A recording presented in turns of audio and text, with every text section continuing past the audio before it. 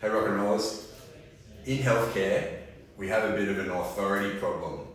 Not in that there's a challenge to this authority, probably more so in my opinion, there's not enough of a challenge. Now this tends to get worse the higher up the medical hierarchy you get, and I'm always encouraging people that I see to ask questions and be critical of the advice you receive from any health professional, and particularly remembering that when you get into a more specialised field, you should be more critical rather than less critical. And that doesn't always happen. When you have an interaction with a patient and a health professional, a lot of the time what happens is that the patient presumes that the opinion they're getting back from the health professional is the best available based on current evidence, their extensive experience and all of their education. The bit that the patient is less aware of, which happens all the time, is they're getting a recommendation based on that individual's bias.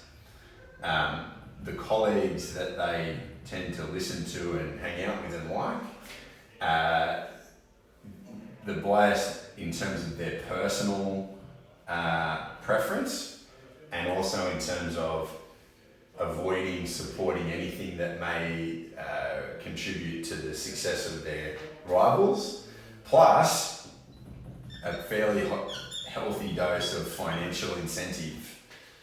So as what I try and do for people that ask me for help, and I will include myself over here as well, I'm not above all this, is that any response that comes back, particularly when there is a downside that is relevant for the patient, that their questions on the recommendation extend not just to have you done this before, have you seen this before, what's the current evidence, what's the success rate, etc.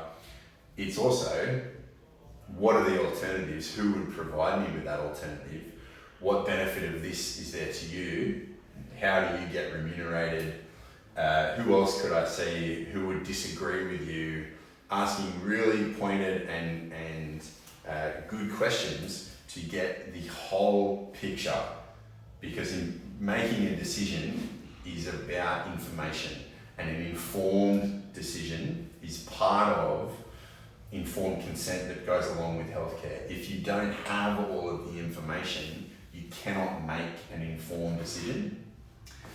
People are getting much better at being critical of first contact practitioners, GPs, physios, those types of people, which is really good. I would then extend that into asking questions of the specialists that people see and encouraging your patients to do that. Specialists invite this. They don't see it as a threat. They don't see it as a problem. They are really good and really enjoy talking about what they are good at. The good ones are also very upfront of what they are not good at. If you have a health professional who neglects to mention the downside or where the weakness is or where the limitations are, then by definition they are not a very good health professional. Being open and honest around the limits of what we know and what we can do is part of the deal.